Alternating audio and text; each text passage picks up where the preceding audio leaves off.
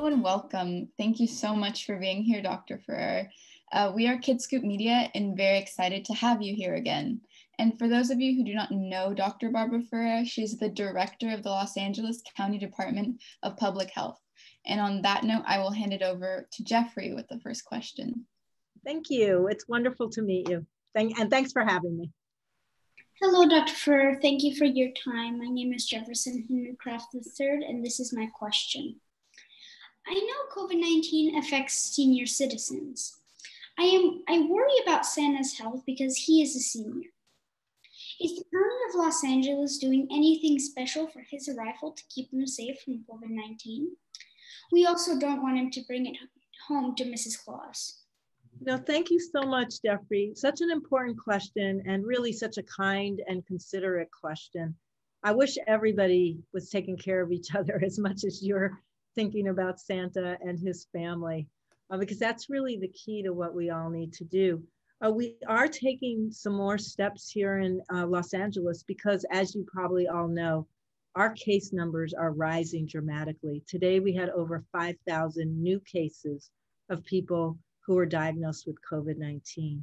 And the number of people in our hospitals is also rising. We have over 1,200 people that are so sick with COVID-19, they needed to be in the hospital.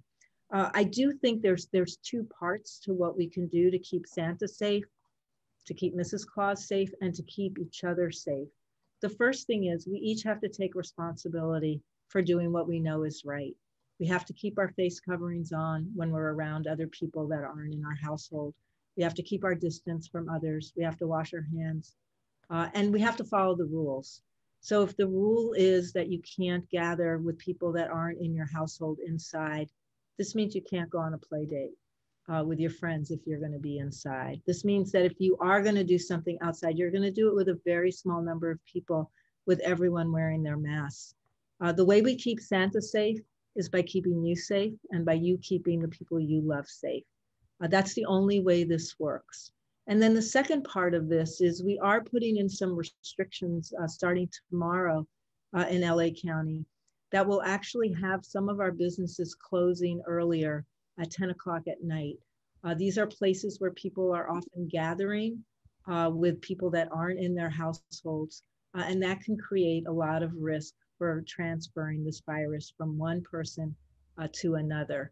So you'll see that our restaurants and our bars, our breweries and wineries, our retail stores will all need to close by 10 o'clock at night and stay closed until 6 o'clock in the morning. And the governor has also issued a similar order for the rest of the state. This is how we take care of each other. We do our personal best, and then we ask our businesses to step up and make sure that they're not creating opportunities where this virus can spread more easily. Is it safe for kids to make cookies for Santa? Can reindeers get COVID too? You know, those are really good questions, Kimmy. It's always safe to make cookies for anybody you love. So if that's people in your mother or your sisters and brothers, your aunts, your friends, making cookies is a good way of showing people you love them. You should always wash your hands before you start cooking or baking, and you should keep a face covering on as well.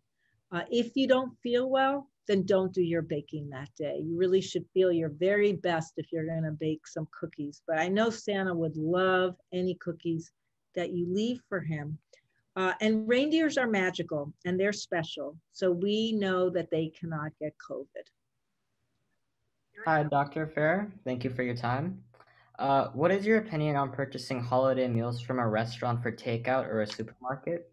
How safe is it, and what are the chances of contracting COVID-19 if someone prepping the food has it? You know, it's a great question, and thanks so much, Eric. I think the reality is that most of the people that are working in our restaurants are doing an excellent job keeping themselves safe and keeping all of us safe. All of the restaurants in LA County have to be licensed and permitted. And as a matter of fact, they are by the Department of Public Health. Our inspectors go there and we tell people you have to follow these rules to make sure that everything you do, not just when we're in the times of a pandemic for COVID, with COVID-19, but all of the time, you have to really adhere to some very strict rules, wearing gloves. Again, you see them oftentimes, they have to tie their hair back. They have to make sure that they're separating their utensils that they use for cooking. So as long as you're going to a place that has an up-to-date license from the Department of Public Health, and you know those letter grades you see, an A, a B, a C, those restaurants that have A's are doing a really good job. Even the B's are doing a good job. And so that's where you know you can go there and have a lot of security that they're going to be able to handle the food really well, particularly if you're going to pick it up and bring it home, which is one of the safest ways to support our restaurants, but actually be able to eat with just people in your household at your own home. Hi, Dr. Ferrer. Thank you for your time. I want to celebrate the holiday with my grandparents. Is it really wrong to share a meal with them? You know, I think it's wonderful. I know your grandparents, Megan, will be so happy to see you and share holidays with them. You are allowed to spend the holidays with your grandparents if they live in this region, and you can visit with them outside. If you want to be with people that aren't in your household, you just have to do it outside, and you're limited to 2 other households, not 2 other people. So your grandparents would be one household, you'd be one household. And then if there was like your cousins wanted to come as well, they could come also. You all have to stay outside. You can't have more than 15 people, and you're to keep your masks on and keep your distance while you're visiting together. When you need to eat or drink, you can take your mask off, but everyone should be able to have their food separately. You shouldn't, don't pass around the dish anymore. But yes, I know your grandparents would love to celebrate with you. So if they live here and they don't have to travel, it would be a great idea to be able to do this outdoors. What type of mask should I wear indoors, and what type of mask should I wear outdoors? Do you recommend that I leave Santa a mask with his milk and cookies? Well, I know Santa would love a mask. You know, we all need a lot of masks to have around because you have to have your mask clean. So every single day, you're going to need to change that mask. So I'm sure Santa would love to have you give him or leave him a mask. I know he would really appreciate your thoughtfulness. And everyone should wear a mask. You have to wear a mask here in our county every time you go outside, particularly if you're going to be around other people. But you're right to say sometimes when you're inside a store, or even if you're inside your own house, and let's say somebody lives with you who's older, maybe you have a grandparent or somebody who's already sick or has underlying health conditions, you can wear your mask inside your home, and that would be a safe thing to do as well. There's no difference between the masks you wear inside and the masks you wear outside. Those cloth-based masks that you see so many of us wearing, they work really well inside and they work really well outside. One thing that's really super important, make sure you're covering completely your nose and your mouth. A lot of people get confused. They don't cover their nose. It doesn't work so good if you don't cover your nose. You have your mask, and that's a perfect mask. Wear it inside or outside, it gives the same protection. Those masks are beautiful, and Santa would love one. Thank you so much for your time. What should kids do if they want to take pictures with Santa because malls aren't offering photo opportunities? Yeah, that's such a good question. You know, so many things are changing this year. The way we have to celebrate every holiday has changed. And I want to thank all of you for doing your part and sort of adjusting. I know how hard it is. Like every single thing that we're asking you to do is often very challenging. And for many of us, it's always very different from what we were hoping for.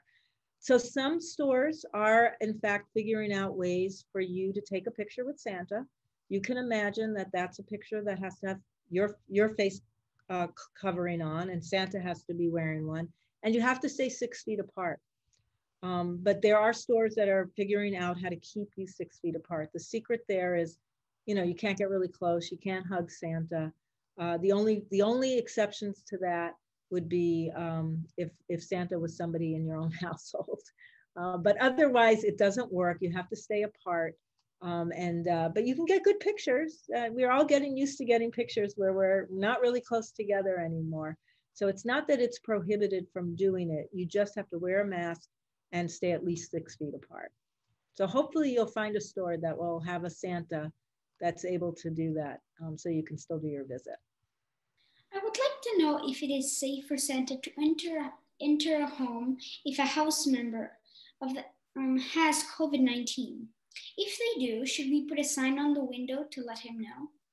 You know, this is a great question, Jeffrey. And absolutely no one should come into your house except the people who live in your house if anybody inside your house has COVID-19. And that person who's sick needs to stay away from everybody else in the house. Ideally, they would have their own bedroom and their own bathroom so that nobody else gets exposed to the virus. And we don't want to expose Santa. So before we get sad about what does that mean for our presents, Santa can leave the presents in your backyard, on your front steps, and he can let the adults in your house know when he's coming by so that they can make sure to bring those toys or those presents back inside your house. But no one should come into a house where somebody is sick with COVID-19. Hi, Dr. Ferrer. Hi. It's a pleasure to meet you again. Hi. Many religions celebrate the holidays with some sort of social gathering at a church or a temple or something. However, with the current staying at home orders that are becoming increasingly strict, are there any safe options to feel spiritually connected? And what are they? Yeah, thanks a lot, Damien. That's a great question. And I think that top of mind as we come into a holiday season where many of us really do want to be with our faith communities. Obviously, the safest way at this point to be with people that aren't in your household is to connect virtually. And I want to thank all the leaders at houses of worship who are putting their services online and creating opportunities for their faith community to get together very often, but using the virtual platforms that we have available. The other option for the faith communities right now here in our county is to hold services outdoors. So any religious institution can have a service outdoors. You need to make sure people who aren't in the same household are staying at least 6 feet apart. Everyone has to have their face coverings on the entire time. And people need to use infection control. Again, if you're sick, please don't go. Keep your distance from others always. And for those of you who love to sing and as part of your service, there could be singing or chanting, it's really important you keep your face covering on for that. And that if you can space out even more than 6 feet, that would be advisable. Thank you. Thank you. Thank you for your time. Are planes really safe from COVID? Also, how safe is it to use public transportation, including the MTA bus, metro, and Uber, especially during the holidays? Yeah, thanks a lot, Georgie. It's a really important question. You know, we have a lot of people who need to get to work every day and they have to go on a bus or a train. Some people to go to work even have to go on a plane. So there are ways to reduce the amount of risk you're going to have if you are traveling by public transportation. You know, obviously, again, you need to keep your distance from other people. You need to make sure everyone is wearing their face covering. Here's where it's super important to have that hand sanitizer with you. Use it before you get on, so you create some safety for other people, and then use it as soon as you get off, so you create more safety for yourself. Try not to touch your face, your nose, your mouth, your face mask the entire time you're using a public transit, because again, you don't want to be transferring any germs. Try to also, you know, not be in a crowded situation. If the bus is crowded, don't get on that bus. Even if you might be a little bit late, being a little bit late is worth not being in a crowded situation. And a lot of people do ask about plane travel. You know, the issues around plane travel is it's not just that while you're on the plane, you may have exposures, particularly now that some of the airlines have stopped leaving those middle seats vacant. I'm not sure why they are doing that, because it actually is nicer not to have people crowded together. We always want people to be at least 6 feet apart from everyone else who's not in their household. But it's also, you know, when you're walking at the airport terminal, when you're going through your security lines, you need to try to avoid being close to other people every time you're going to need to travel. I think for me, at the end of the day, you should only travel using public transportation if you have to travel. If you don't need to travel, if you're just going somewhere for recreational purposes, then it's probably better to stay home. and not to travel using public transportation or any transportation with other people that aren't in your household. Hello, I'm Sierra Amanda. It's really nice to meet you. My family eats outside at restaurants sometimes, and I would like to know if we could have school classes outside too. I really miss my friends. This is a really good question, and a lot of people ask us all the time, if a school wants to reopen and hold all their classes outside, why don't we let that happen? And I think it's a really good idea myself, because as you noted, sometimes you're going to restaurants and you can eat in a restaurant outside. So how is that not possible for you to be able to go to school outside? I think the problem right now is we are in a county that has a lot of community transmission of COVID-19. You saw how high our cases were today. And that means that we have some restrictions because we're in what we call the purple tier. And one of those restrictions is that all of our schools cannot open yet, even if they wanted to open outside. We only allow a limited number of students to be back at school at this point in time. And that especially is disadvantaging older students. And I'm sure you're one of the students that's in an older grade where we haven't really been able to open all of our schools. We're hoping that once we get this latest surge back under control, and we're hoping that that happens by January, there'll be many more options, including the option for a school to open for all of the students if it did everything outside. We've actually asked the state to help us create a pilot program so that we'd be able to do this. Because you're right, outside is a lot better than inside. Which is better, the mouth swab or the nose swab? And when can we expect a vaccine? Yeah, that's a really good question. So testing in general is recommended when you've had an exposure, you have symptoms, or someone like your physician, your nurse, or a public health person has asked you to go get tested. So I just want to remind everybody, when testing is not good to do is like you go and take a test on Thursday so that you can go to a party on Saturday. That makes no sense. If you test negative and you get your results on Friday or Saturday and they say you're negative, you were negative only on Thursday when you took the test. You're actually not necessarily negative on Saturday.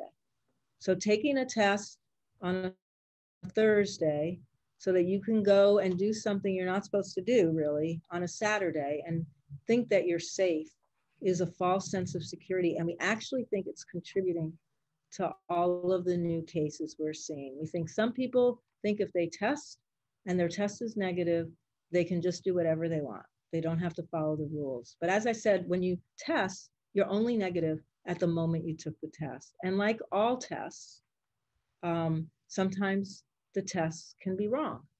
And so again, it's not 100% sure when you take a test that your results will be 100% accurate.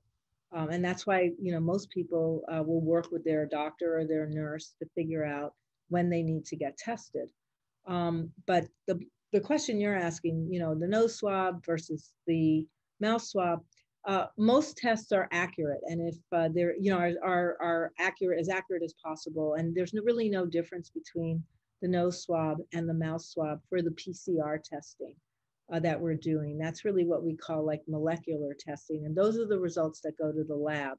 There are a lot of new tests that are coming on the market now that allow you to sort of swab your cheek at home or swab your nose, do a nose swab, and you get a result within 15 minutes, 20 minutes, maybe half an hour. Those are what we call antigen tests. And they're really, they've only been authorized with limited evidence about how well they work. And right now, the evidence that we have is about how well they work if you have symptoms. So again, I want to encourage people, don't rely on testing to protect you from getting infected or infecting others. Rely on testing to help you figure out if you're COVID positive.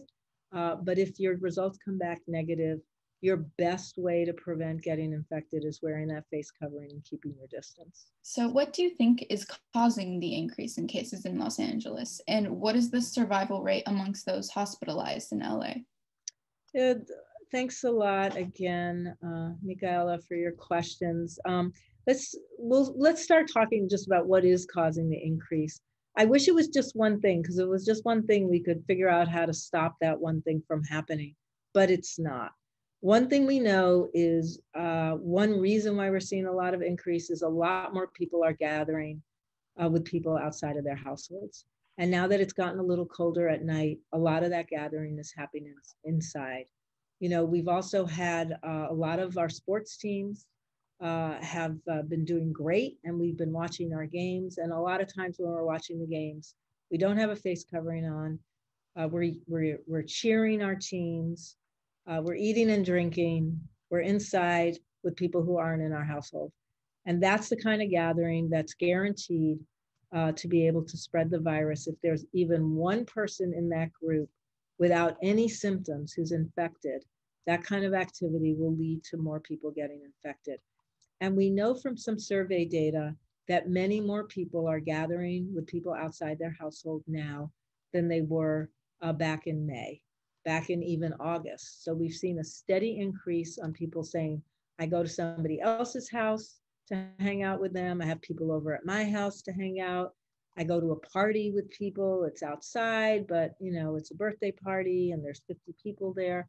And there are even some people who go to, you know, big parties with a lot of dancing, a lot of music, a lot of drinking, and a lot of people potentially getting infected. So I want to stress one for sure way that more people are getting infected is by these gatherings. And I know all of you are really tired of hanging out with your families and the people that you live with, but we have to do this for a little while longer, or else we face a sort of a disaster this upcoming winter.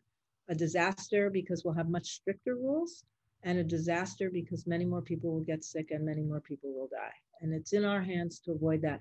Gatherings is one of the main ways that people are passing on this infection. The second way that I think the infection gets passed is at workplaces. Some workplaces are doing a great job protecting their workers, and unfortunately, some are not. This last week alone, we had 3 workplaces, manufacturing plants, where more than 100 people at each site were infected with COVID-19. That can't happen if at that work site, everyone is following the rules for how to create safety at the work site. That only happens when those rules aren't either the operators aren't providing safety, or there could be employees who aren't following the rules around safety. So we have to make sure that every single person that is working, because we need our workers to go to work. That's how we get our food. That's how we get our clothes. That's how we ride a train or a bus. But those workers have to have all of the safety measures in place. They have to have their masks, or if they need other kinds of PPE, they have to be able to keep their distance from their customers. And if they're working at a manufacturing plant, they have to make sure that all of the protections are in place to keep people from getting infected from others. So those are the 2 places that we think are accounting for a lot of the increases that we've seen. And the third is, you know, we've reopened some sectors. And again, if as we reopen a business, that business isn't doing 100% of what we ask them to do to be in compliance with the orders that are there, they create unnecessary risk. So the good news is that the number of people that are dying from COVID-19 is definitely down. People's chances of survival, even if they're very sick and they have to go to the hospital, have increased. And, you know, we owe a debt of gratitude to all of the clinicians and the researchers who are working hard to provide the best of care. And part of that is just learning over these many months what is appropriate care for people who are sick with COVID-19. And the other part of that is we have medicines, therapeutics now that help people recover. So both of those are actually driving down the death rate from COVID-19. Unfortunately, many people, thousands of people, still die from COVID-19. Even here in LA County, we started to see a slight increase this week in the number of people dying each day. And our hearts go out to all of the families that have experienced that loss. Hi again. Can you please explain further about the new curfew starting from 10 p.m. to 5 a.m. starting this Saturday? Yeah. So there's, so I would say that one way to think about this is not as a curfew. What it is businesses have to close down. Here in LA County, they have to start, most of them have to start closing tomorrow. So at 10 o'clock at night till 5 o'clock in the morning, here in LA County, restaurants, bars, breweries, and wineries, and all what we call non-essential retail needs to close their doors for serving customers in person at their place at 10 o'clock at night. So if you're eating outside at a restaurant, you have to be done and leave by 10 o'clock. All of those places can, however, be open for takeout and delivery. They just can't serve the customers right on their premises. So that's what goes in effect tomorrow, and that's through a county health officer order. On Saturday, the governor has also declared for the entire state that all businesses need to close between 10 p.m. and 5 a.m. Again, except for essential businesses. So like grocery stores and pharmacies will stay open. Obviously, healthcare workers and healthcare, clinics and hospitals will all stay open. So no one should worry that the things that you need in an emergency situation or that are essential will have to close. But everything else will need to close by 10 o'clock. So it's not, you can actually go outside by yourself or with members of your household after 10 o'clock. You can't mix with people from other households after 10 o'clock. So it's not like a traditional curfew. It's really meant to get people to stop mixing with each other if they're not in the same house, because that's how we're spreading our virus right now. Thank you. Thank you. Yes, thank you for these wonderful questions. Well, the answers. Your questions are wonderful. The answers. And so next up, we're going to have a little holiday fun, and we're going to ask you some short lightning round questions for all of us to get to know you a little better. Okay. And first up is Jeffrey. I'm going to ask Santa Claus for Christmas this year. I think what I would ask Santa for Christmas this year is to make sure that all of the children get their presents, because I think all of the children deserve their presents this year. You have been spectacular in making so many changes from because of the pandemic, and I think you all deserve a wonderful and beautiful Christmas or holiday, whatever celebration your family celebrates. And I hope you all get the presents you're asking for. That's what I'd like Santa to do. Make sure he gets to all your houses and make sure you get the gifts that I think you really deserve this year. Do you order groceries online or do you go to stores? I go to stores sometimes, and sometimes we order online. I try to go to stores when it's not crowded at all. So either late in the day or very early in the morning, because I'm an older person and I want to avoid being around a lot of other people. I wear my face covering. I try to follow all the rules while I'm there. Sanitize my hands before and after. But sometimes I do go to the grocery store. What is your favorite food during the holidays? I love turkey. So I'm very excited that we get to eat a lot of turkey right now. I could eat turkey every day. So I love this holiday. I love turkey and I love pies, any kind of pie. But turkey is my absolute favorite. How are you? Thank you for protecting us. I am doing good. I love that I get a chance to talk to all of you. It makes me feel better knowing that you're all doing okay as well. And I think we need to know that we're pretty lucky because we're well right now. We have our health, we have each other, and we have our families. How about you? How are you feeling? I feel good too. I'm really glad. What exercises do you like doing?